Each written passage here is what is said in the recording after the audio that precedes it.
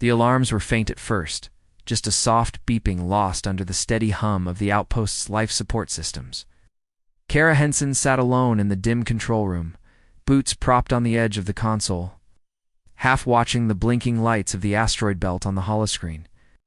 It was the middle of the night shift, quiet, dull, and predictable. Or at least, it should have been. The beeping grew louder. Kara frowned and pulled her boots down.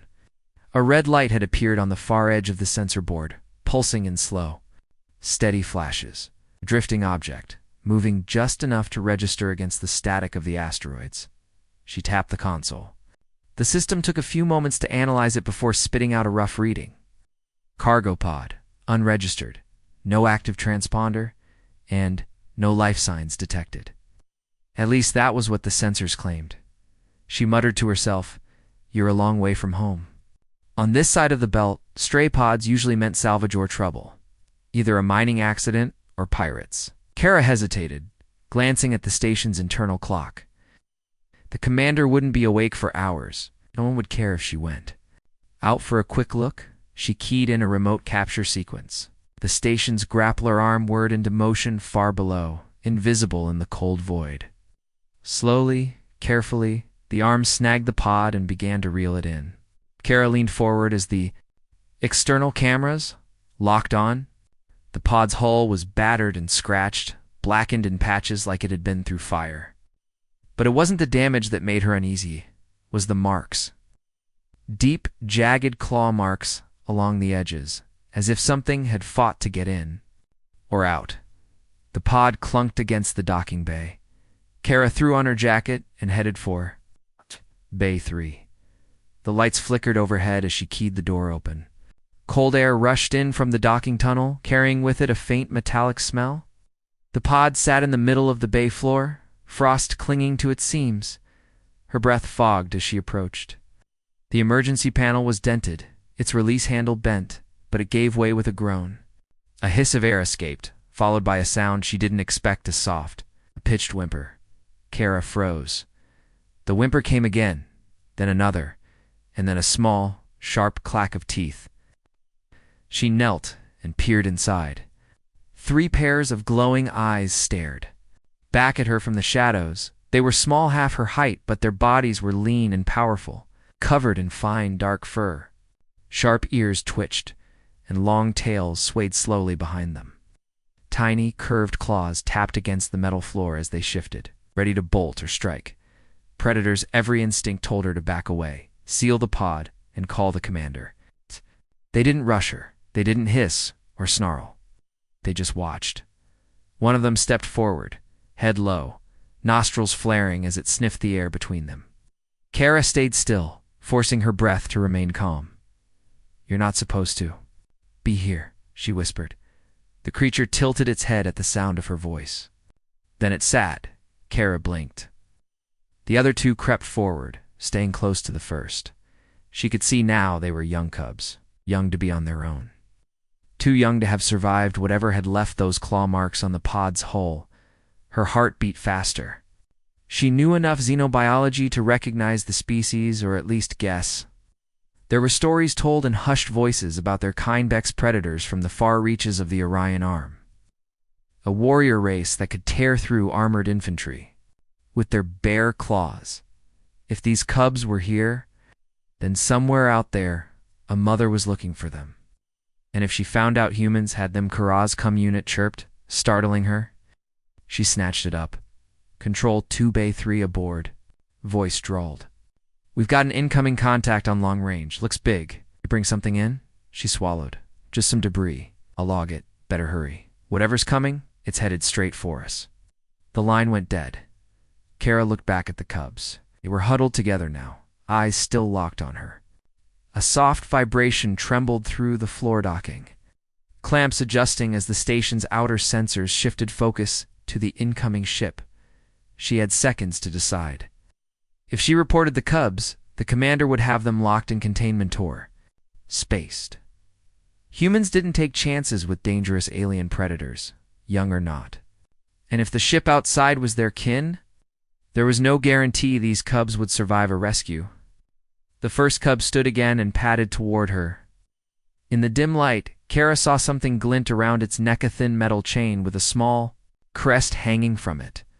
The crest was etched with alien markings and a stylized image of fangs. The cub stopped just short of her boots and looked up. Her chest tightened. "All right," she murmured. "We'll do this my way."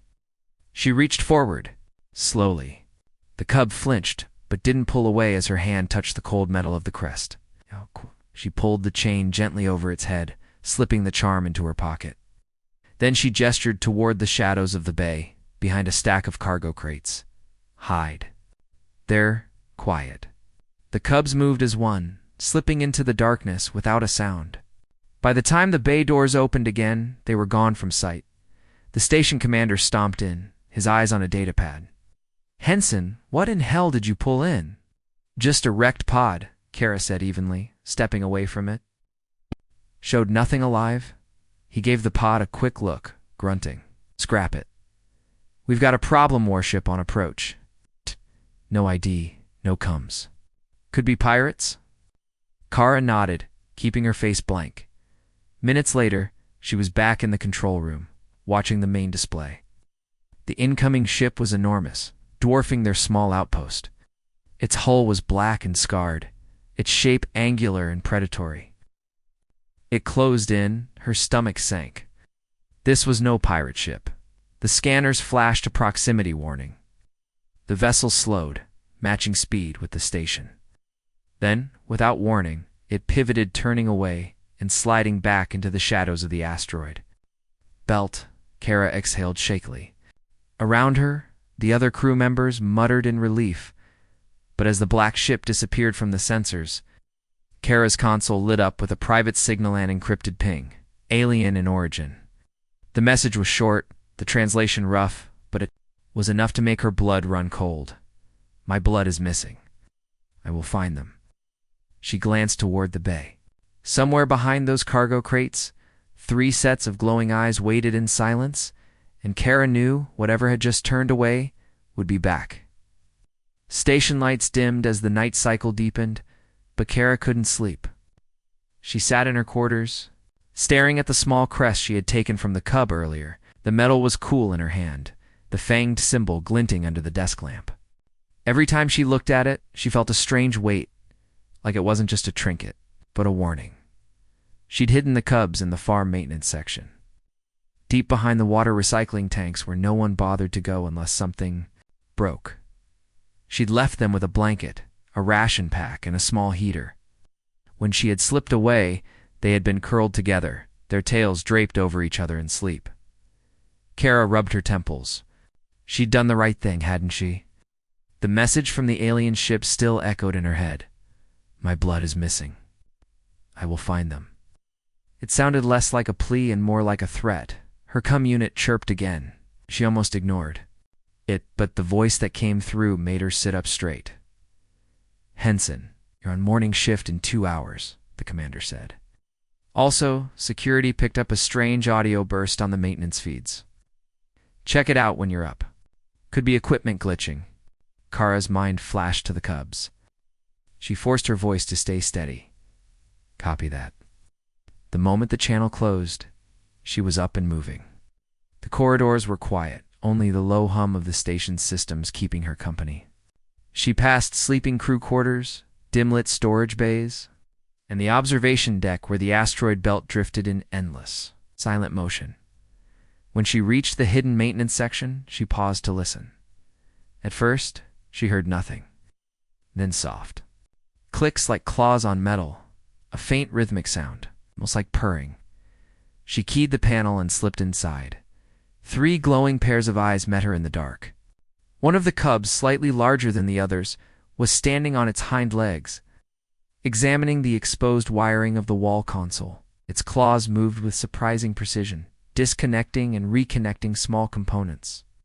The screen above, it flickered with static, then flashed lines of alien script Kara didn't understand. "What are you doing?" she whispered, stepping closer. The cub froze, then hopped down, tilting its head. It padded over to her and dropped something into her palm. Not food, not scrap. A small flat device, smooth and dark, no bigger than her thumb. When she pressed it, it projected a brief image into the air. Tall, armored alien figure, standing. In a dimly lit chamber, the face was hidden behind a mask, but the eyes cold bright and unblinking were fixed forward. The image dissolved into static, and the device went dark. Kara's mouth went dry. "Is this your mother?" The cub didn't answer, of course, but it stepped closer and touched its forehead gently to her knee.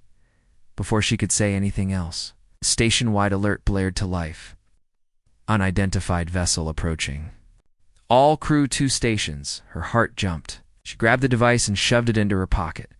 Stay here, no sound. No movement. She ran. By the time she reached the control room, the crew was already gathered around the central display. On the screen, a massive vessel had emerged from the shadows, its sharp, predatory design all too familiar. "Same ship as last night?" Kara asked, trying to keep her voice neutral. The commander gave her a sharp look. "It's broadcasting now. You'd better hear this." The cum crackled, and a deep, steady voice rolled through the speakers. It spoke in its own language, but the station's translator rendered the words in a tone that felt like steel scraping stone. "Return the brood, and your deaths will be swift. Hide them, and you will watch your station burn." No one spoke. Kara forced herself to look away from the screen, but her eyes drifted back to it on their own. She had seen those same cold, unblinking eyes before, just minutes ago, in the hologram the cub had given her. This wasn't just a rescue mission. This was a hunt. And she was standing in the way. The warship loomed outside the station like a shadow that blotted out the stars. Its hull was blackened and jagged, lined with weapons that hummed faintly, even in the vacuum of space. The crew stared at the display in tense silence, each of them avoiding the other's eyes as the alien voice faded from the speakers. Kara stood stiffly at her post, forcing herself to breathe slowly.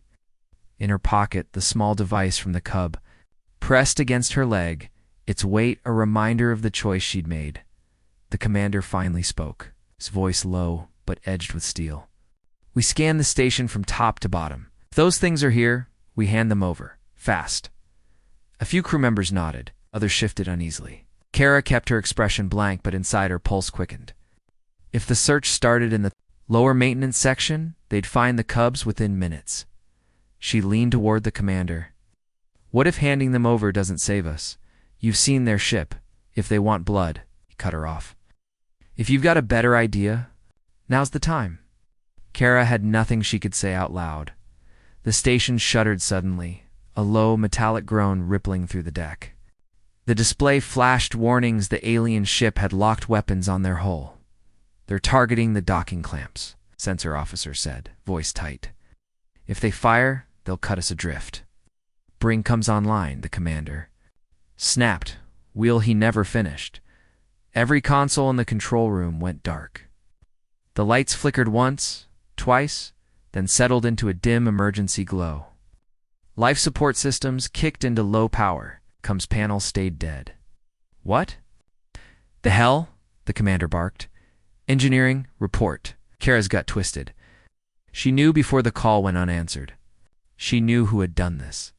The cubs. While the crew scrambled to reboot systems, Kara slipped away, moving quickly through the dim corridors toward the hidden maintenance section.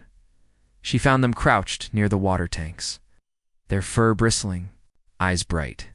The smallest cub chattered softly at her, tail flicking. The larger one, the same that had been tinkering earlier, was crouched by an open access panel, small claws dancing over the wiring. "You shut them down," Kara said, crouching. "Beside them, you locked the station."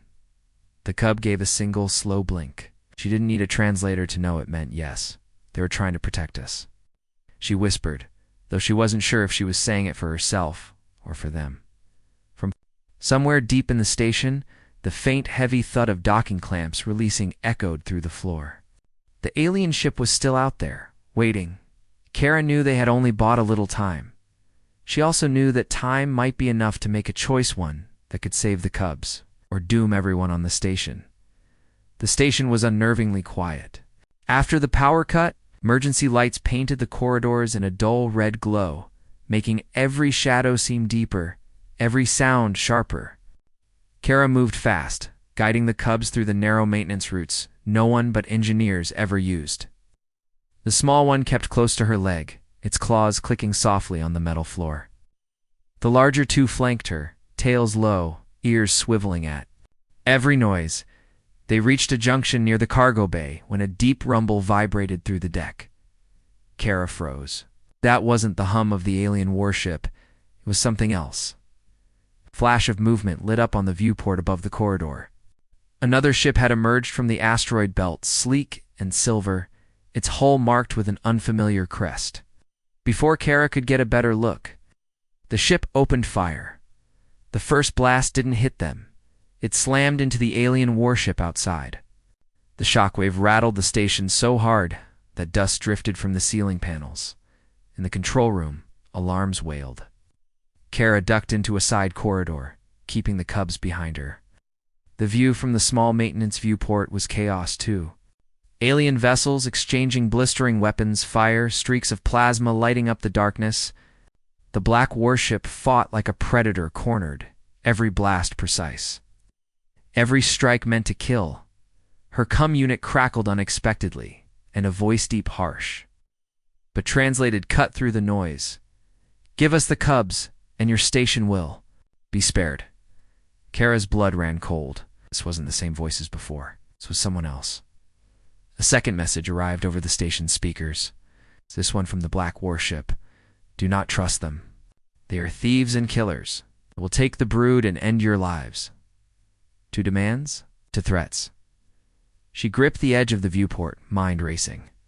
The cubs were staring up at her, eyes wide. The smallest one let out a low, uncertain sound. Glancing from her to the ships outside as if it understood the danger, her stomach twisted. Somewhere in the back of her mind, she recalled old spacer rumors tales of alien royal broods stolen during power struggles. Whoever had these cubs would control not just a family, but an entire predator race. A shadow fell across her from behind. She spun, heart in her throat, only to see the commander standing at the far end of the corridor, flanked by two armed security officers. His eyes flicked from her to the cubs, then back. "Kara," he said evenly, "step away from them." The cubs moved closer to her legs, pressing against her. "You don't understand," she said. "Neither of those ships is here to save them. If we hand them over, they'll be dead before the day's out." The commander's expression hardened. "And if we don't, everyone on this station dies. You think they'll spare us out of gratitude?" Before she could answer, the deck lurched violently. Something outside had exploded, and the station's artificial gravity flickered for a moment, sending them all staggering. Kara caught herself on the wall, mind narrowing to a single, terrifying realization: neither side was going to wait much longer. If she wanted to keep the cubs alive, she would have to act now. The lights in the corridor flickered again, this time followed by the low, grinding groan of the station's hull under stress. Somewhere outside, another explosion ripped through the void, sending a tremor through the metal beneath their feet. The air smelled faintly of ozona, sign that parts of the ST station's shielding were beginning to fail. Kara's hand tightened into a fist. Every second they argued was another second closer to being vaporized. The commander stepped forward, motioning to his security team. "Take the cubs." He ordered. The largest cub bared its teeth, a low growl rumbling in its throat. One of the guards hesitated, the other raising his rifle. "Stop," Kara's voice cut through the noise, sharper than she meant. The commander glared at her. "You're risking the entire crew. They're not cargo," she snapped. "They're children. And you didn't hear the first message from that black ship. They're not here to slaughter indiscriminately. They just want them safe." Commander's jaw tightened. "Safe? From what?" "The other ship is offering us a deal." A deafening clang shook the deck, cutting him off. The overhead coms crackled to life, broadcasting a voice that filled every corridor. It was deep, controlled, and speaking perfect English. "Human engineer, you have my children. I am not your enemy." Kara's breath caught. The commander's eyes went wide. The voice continued, each word deliberate. The ones who hunt them will kill you when they are done. Stand aside, and I will not harm you. Stand with me, and I will protect you." The commander opened his mouth to speak, but Kara beat him to it. "Why should we trust you?" she said aloud, knowing the alien would hear. There was a long pause. Then the voice answered, "Because they still live." Before anyone could respond, a nearby maintenance hatch slid open with a hiss, and there, framed in the dim light, stood the alien warrior mother. She was taller than any human Kara had ever seen. Armored from head to toe in dark plating that looked grown rather than forged, her mask was etched with the same fang crest Kara had taken from the cub. In one clawed hand, she carried a spear-like weapon that hummed faintly. In the other, nothing but stillness. Kara felt the cubs press into her legs. The mother's masked gaze shifted from the commander to Kara. Then, slowly, she lowered her weapon and sank to one knee. The entire corridor fell silent. In a voice that seemed softer now, she asked, "You kept my blood safe." "Why?" Kara hesitated, her throat dry. "Because no one else would." The alien tilted her head, studying her for a long, unreadable moment. Then she rose to her full height and spoke again, this time not to Kara, but to everyone within earshot. "Then, you are under my protection until this ends." Somewhere deep inside the station, another alarm wailed. The fight outside was shifting, and the enemy was closing in. Kara knew this uneasy alliance would be tested very soon. The alien mother's presence seemed to fill the entire corridor, her shadow stretching along the red-lit walls. The commander's security officers kept their rifles raised, but Kara could tell by their shaky grips they didn't really want to fire. The cubs were silent now, their eyes fixed on the towering figure before them. Outside, the muffled thunder of the battle shook the deck again. Kara imagined the two enemy ships maneuvering for position, each waiting for a moment to strike. A killing blow. She knew it wouldn't be long before one of them turned their guns fully on the station. The alien mother took a step toward Kara. "The hunters will come aboard soon. You must choose human leave now, or stand beside me." Kara's heart pounded. "If I leave, what happens to them?" "They die," the alien said flatly. "And you will spend the rest of your life knowing you abandoned my blood." Kara looked down at the cubs. Smallest one's tail curled. Around her boot, trembling just slightly, she felt a knot form in her chest. She'd never asked for this. She wasn't a soldier or a hero. She was an engineer. But she also knew that if she walked away, she'd never forgive herself. Her answer came out before she had time to think. "I'll help you." The alien mother gave a single, slow nod. "Then you will have the crest of protection." From a pouch at her waist, she withdrew a chain, heavier than the cub's earlier trinket. At its center hung the same fang emblem, but larger, edged in what looked like black crystal. She draped it over Kara's neck, and as the metal touched her skin, the alien's voice lowered. "Any of my kind who see this will know you are under my shield. But it will also mark you as my ally to my enemies. They will kill you if they can." Kara gave a dry laugh. "So nothing's changed." The alien almost sounded amused. "Prepare yourself, human. We go to war." She turned to the commander, who was still frozen in place. "You may stay behind these walls and hope they hold. Or you can fight and live." The commander's eyes darted from Kara to the alien, then to the cubs. Another blast shook the station, this one hard enough to make the lights sputter and a ceiling panel fall to the floor with a clang. Kara knew the decision was already made by all of them. Minutes later, she stood in the docking bay beside the alien mother, the cubs huddled behind an equipment crate. The massive hangar doors groaned as they began to open, revealing the black void beyond. And there, rising into view, was a warship unlike anything Kara had ever seen, Lex-spined, and marked with the same crest that now rested against her chest. The alien mother's voice came through the bay's coms, echoing in both alien tongue and translated human speech. "Warriors of the Fang, ready the ancestral ship?" Somewhere deep in her gut, Kara knew she had just crossed a line she could never uncross. And as the enemy's boarding craft detached from the Silver Hunter ship, Closing fast, she realized the real fight was only seconds away. The boarding alarms wailed through the station, shrill rising scream that made the cubs flatten their ears. Red lights pulsed over the docking bay as Kara braced herself against the console. Watching the enemy craft latch onto the station's hull like a leech dot, the alien mother's warriors hulking figures in segmented black armor moved with terrifying precision, forming a wall between the hatch and the cubs. Kara tried to mimic their readiness, gripping the pulse rifle the mother had thrust into her hands. It felt awkward and heavy, but the way the alien mother looked at her told her this was no time to complain.